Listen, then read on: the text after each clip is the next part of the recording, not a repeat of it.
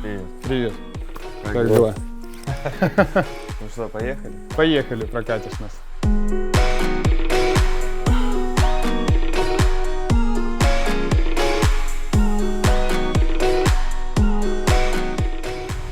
Поедем позавтракаем?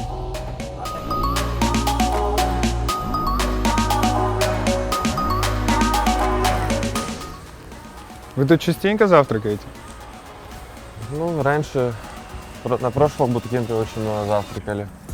А сейчас уже нам еду вовремя привозят и кушаем дома. Тут все равно вкусно.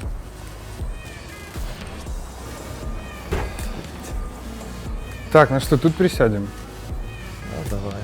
Как ты видишь будущие перспективы вашего обновленного состава? Я считаю, что нам всего лишь нужно время, чтобы сыграться больше. Для этого мы собрались здесь на буткемпе. Я видел, кто-то пишет, что мы уже долго тренируемся, хотя это не так. Мы начали тренироваться через 2 дня после подписания электроника. И сейчас нам нужно просто время, чтобы сыграться вместе, чтобы провести больше времени, там, поехать на DreamHack Winter, показать свою игру. Конечно, мы сейчас просто тренируем какие-то фишки и прочие стратегии, и мы не будем на 100% за 9 дней буткемпа готовы. За 9 дней с перерывами. 9 дней буткемпа это маловато, Да, согласись? это у нас 5 дней, потом мы едем на турнир за сборные и еще 4 дня. Это очень мало на данный момент. Потом еще будет второй буткемп после вот этих 9 дней с перерывом? После DreamHack Winter у нас будет небольшой перерыв, а после мы будем готовиться к мажору и к ESL Pro League. Мы будем играть первые самые важные квалы, это не вылететь с ESL Pro League. То есть мы закончили на 12 месте, мы будем играть стыковочные с ESL, ниже лиги. А потом будем готовиться к мажор квалификациям. Скажи, сможешь ли ты справиться с ролью авапера, или ты все-таки хотел бы остаться рифлером, и чтобы в команде появился все-таки классический АВПшник? Ну, во-первых, нет у меня другого выбора, чтобы не быть АВПшником. Конечно, для меня с АК и МК играть намного легче, так как я хожу позиции, у меня есть 10 выборов, как я смогу отыграть. А с Авика это обычно играется пассивно. Как ты думаешь, изменится ли в лучшую сторону замена созданной электроникой, и правильно ли это было решение? Я считаю, что это решение было правильное, так как Денис Сейзет подсдал, я не знаю почему, может это он подсдал в психологическом плане и не смог справиться со своими эмоциями. Ну, я вижу, что электроника играет намного лучше, он и стреляет, и думает намного лучше, с ним приятно играть.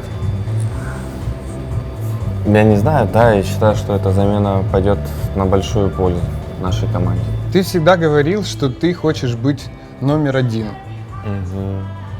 Как ты думаешь, настанет тот момент, когда ты сможешь сказать: да, я добился всего, я стал лучшим игроком? Я думаю, такой момент настанет. Когда? Вот когда я не знаю, но он должен настать. Я не буду сдаваться, прогрессировать или терять какую-то мотивацию или играть хуже из-за того, что кто-то что-то пишет. Даже если у команды не получается, это все глупости. Наоборот, люди, которые пишут это, делают все плохие слова, они делают лучше для человека. Просто надо это уметь использовать в правильном Русле, да? Да, в правильном русле. Скажи, а ты как-то вот терял мотивацию? Если ты ее терял, то как ты ее возвращал? Вот очень интересный вопрос. Я никогда не терял мотивацию, я всегда хотел добиваться своего. Я вообще не понимаю людей, которые теряют мотивацию, это какой-то бред вообще. Как можно потерять мотивацию и хотеть стать лучшим командой или лучшим игроком в мире. То есть было много таких примеров, но ты понимаешь, если ты смотришь там в футбол, баскетбол или в тот же бокс, ты видишь этих всех людей, ты не представляешь, как они могли потерять мотивацию. Как Майк Тайсон мог потерять мотивацию, тренируясь там, спя по 5-6 часов в день. Это неправильно, я считаю. Скажи, самая запоминающаяся игра за всю карьеру, на твой взгляд? Я могу назвать 5 игр. Ну, не в очередности, знаешь, я просто назову. Первое это, конечно же, Liquid Fnatic, где я сделал 2 ноускопа, где сделали мне граффити. Вторая игра это Mousesports Na'Vi, где нас выиграли 16-0. Это была веселая игра. А я потом пересматривал моменты, и они очень жестко попадали. Не знаю, все складывалось. В их пользу, да? Третья игра я бы назвал VP Na'Vi ESL New York, когда мы выиграли Best of 3 в Нью-Йорке. Была очень классная игра. Четвертую игру я бы назвал Na'Vi против Dignitas. Это был эпицентр, полуфинал в прошлом году, когда мы проигрывали вторую карту со счетом 12-3 и за сильную сторону закамбэчили. Там все подключились. У кого-то не шла игра, например, у Владислава не шла игра, но он вернулся в игру. Денис брал много клатчей, и мы все вместе взяли и выиграли вторую карту. Конечно, проиграли третью. И последнюю игру, которую я бы вспомнил, это, скорее всего, было Liquid против SK Gaming, MLG Columbus, когда мы выигрывали на первой карте 15-9 и проиграли игру, а на второй выигрывали 15-6 и проиграли игру. И тем самым СК выиграли потом мажор без шансов у Na'Vi. То есть я просто представляю, если бы мы взяли по одному раунду на той карте, это мог бы быть мой первый мажор за американскую команду. Скажи, планируешь ли ты когда-нибудь стать капитаном? Чтобы стать капитаном, надо пытаться развивать себя в этой капитанской сфере. Это больше траты времени на просмотр демок. Как бы ты не хотел этого делать, но капитан обязан это делать, чтобы строить игру своей команды. Это также может просесть скилл индивидуальный. Но, как мы видим, есть один игрок Fallen, который капитан и АВПер. Но я также считаю, что с АВП чуть легче быть капитаном. Ты вместе ходишь с командой и контролируешь команду и делаешь свои выстрелы. Одна пуля, одно убийство. Но я не знаю, еще должно пройти какое-то времени. Но опыта я уже набрался достаточно, играя с Ангелом, с Блейдом, с Зевсом. Имею тренеров с Энди Старикса, Кейна.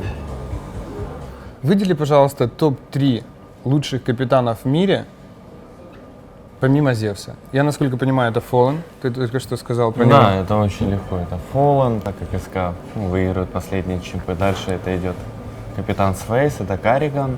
И третий, по моему мнению, это Глейв. То есть, когда он пришел, они уже выиграли мажор, он построил им какую-то игру. Также большую работу исполняет тренер команды.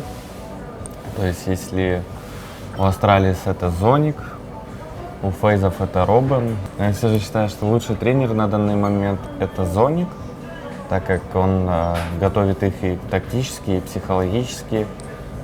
Он очень приятный человек, и все даже видели твиты Астралисов о том, что если Зоник решит уйти от Астралисов, то Астралисы не будут играть вместе без Зоника.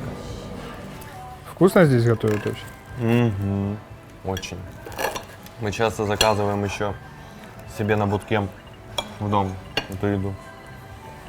Друзья, пока мы заканчиваем завтрак с Симплом, и перед тем, как мы продолжим наше интервью, я хотел бы вам презентовать один крутой подарок, который мы для вас приготовили. Это эксклюзивные кроссовки от нашего бывшего тиммейта Гардиана, который передал их нам буквально вчера. Посмотрите, они очень крутые, вообще новюсенькие. Я бы сам в таких ходил. Для того, чтобы получить эти кроссовки, вам надо подписаться на наш канал в Телеграме. Ссылка в описании. Кстати, в этом канале вы всегда получаете самые свежие новости и онлайн-трансляции, онлайн-освещение всех матчей команды Natus Vincere. И после того, как там наберется 10 тысяч подписчиков, кто-то из вас получит вот эти крутые кроссовки. А теперь продолжим наше интервью. Ходят слухи, что игроки, которые покинули состав Natus Vincere, берут первые места. Зев взял мажор, Гардиан взял ESL One New York. Может, и у Сизда что-то получится? Как ты думаешь? С чем это все связано? У Сизда? Думаю, вряд ли. Почему? Потому что Зевс это был капитан. Зевс капитан. То есть его индивидуальный скилл на самом деле не так уж и важен в команде. Он может стрелять, не стрелять, но главное это тактики. Гвардиан это снайпер, один из лучших снайперов, который был. А может потерял мотивацию, вот это что-то типа того, но все равно остается снайпером. Его задача просто попасть в пару пуль или сделать энтри. Выиграет команда, а не выиграют игроки, мажоры. Ну а что с тактиками вообще вот сейчас происходит? Зевс вообще разрабатывает новые тактики? Есть новые тактики, но как-то мы, не знаю почему, не уделяем им много времени. Хотя хотелось бы, если честно. Ну сейчас что-то изменится уже? Но со временем появляется, все появляется. Вчера разобрали оверпасс и трейн, появилось 5 новых раскидок на оверпассе. Ну, после того, как мы проиграли игру с бигами. Но да, нужно время. Тем более за 9 дней с перерывом в неделю очень сложно натренировать все 6 карт, которые надо играть в команде. У меня время 7, потому что все время одна карта вычеркивается на 6 карт. Это будет сложно.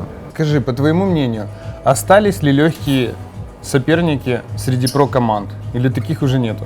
Я считаю, что легкими Virtus.pro в онлайне, что они проигрывают всем, а в онлайне они сильные. Лично для меня легкие это G2. Не знаю, но я считаю, что эта команда слишком переоценена. У них просто настолько банальные стратегии. Они выиграют раунды за счет индивидуальной игры и коммуникации. Этого не будет достаточно, чтобы становиться чемпионами. Они так просто играют. Дальше я бы сказал, Оптик не очень-то и сильный, хотя вчера они выиграли у Г2 и не выпустили их. Но Оптик более видная тактическая игра. У них у каждого своя роль. Каждый играет тимплейно.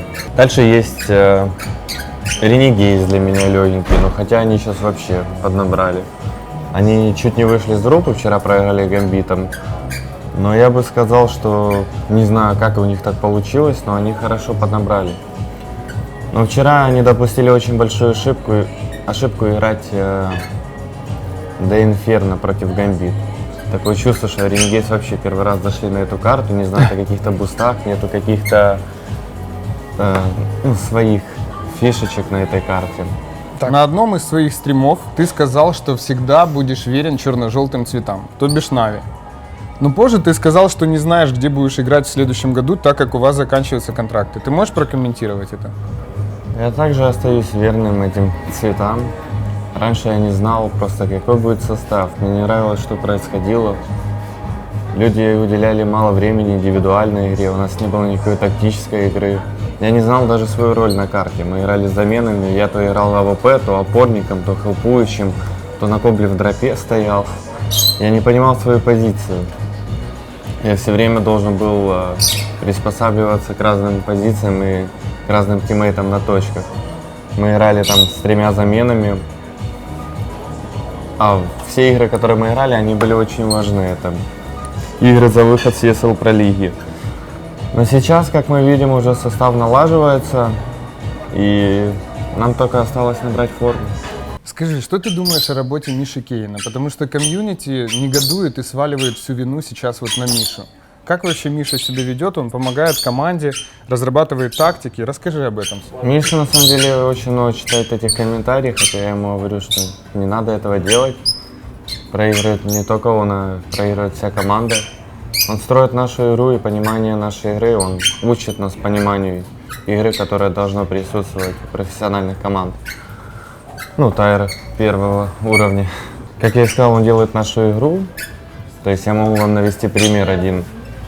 Когда вы занимаете под мостом на кобле за атаку и видите типа в зиге Савика, который пытается стрельнуть в вас, вы можете попытаться быстренько пробежать мидл под мост КТшником за угол и сидеть там. Потому что в большинстве случаев, когда авик стоит в боковом, то они играют вдвоем в боковом, и надо понимать, что лучше пройти под мост, занять выгодную позицию и убивать перетяжку. Это реально Мишина разработанная тактика. Это реально то, что чем Миша меня удивил в первый раз, когда мы встретились на буткемпе. То есть мы это обсуждали, и я подумал, реально, почему я раньше об этом не додумывался, когда очевидно, если авик стоит в боковом, то второй должен ему помогать. Конечно, это не всегда срабатывает, но в большинстве случаев это так. В одном из последних своих твитов ты написал, что сейчас у тебя плохой скилл, и тебе надо поднимать индивидуальную игру. Ты можешь это прокомментировать? Да, это когда я поставил разрешение 800/600. Я уже рассказывал, то я сыграл 4 игры в минус, я не чувствовал свою игру, но после я вернул, и все получилось. То есть этот твит был отослан вот к той ситуации, про которую ты После рассказывал? твита я сразу поменял, это было в этот же день, и сразу были официалки, и сейчас все хорошо. Спасибо тебе за ответы на вопросы. У нас еще есть несколько вопросов от наших болельщиков. Сейчас я тебе их задам. Все знают, что профессионалы киберспорта получают хорошие зарплаты. Ты в этом случае тоже не исключение. Куда зачастую ты тратишь деньги? Занимался ли ты когда-нибудь благотворительностью или нет? И были ли вообще такие мысли? Ну, деньги трачу на семью, больше денег отдаю родителям, потом вкладываю в недвижимость какую-то, там, или квартира, или машина, чтобы было что-то. На чем ездить, да? Да. Потом благотворительностью, да, я последний раз я скидывал $500 там в приват банк. Кому же я скидывал? Больным детям скидывал. А перед этим еще больным детям 3000 или $4000, когда была акция с какого-то турнира. То есть просто приятно сделать людям хорошее. Как справляться с неудачами в игре, если ничего не получается?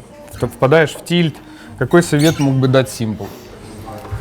Да просто не думать об этом. Просто если там не рейджить или ни на кого не гнать, или не придумать себе что-то в голове, то твой момент придет.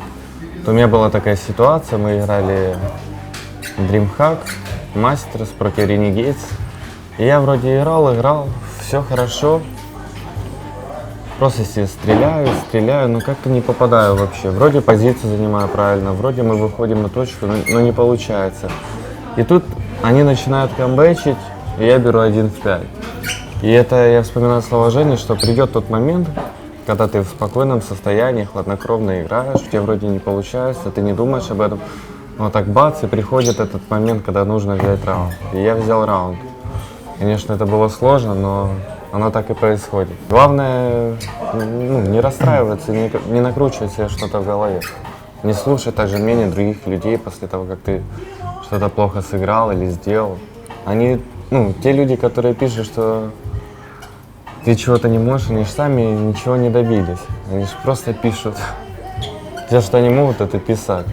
Ребята, так что не пишите глупости, а добивайтесь результатов, становитесь проигроками, занимайтесь благотворительностью, все будет хорошо. Саня, есть ли у тебя талисман? Талисман? Да нету. Нету у меня талисмана. Нету, все так просто. Но Сердечко О в конце никнейма, это твой талисман? Да, это мой талисман, но, к сожалению, не везде видно этот никнейм. То есть, если его пролили через программку просто Simple, то мы вообще нигде его не видно. Тот талисман, только... Ладно, не будем это говорить. Как Саша считает, стоит ли развивать паралимпийский киберспорт?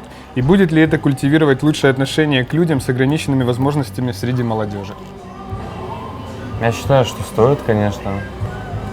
Очень много примеров, где люди с какими-то проблемами, или как это правильно сказать? Ограниченными возможностями. Да, люди с какими-то ограниченными возможностями играют, в Counter-Strike нормально попадают.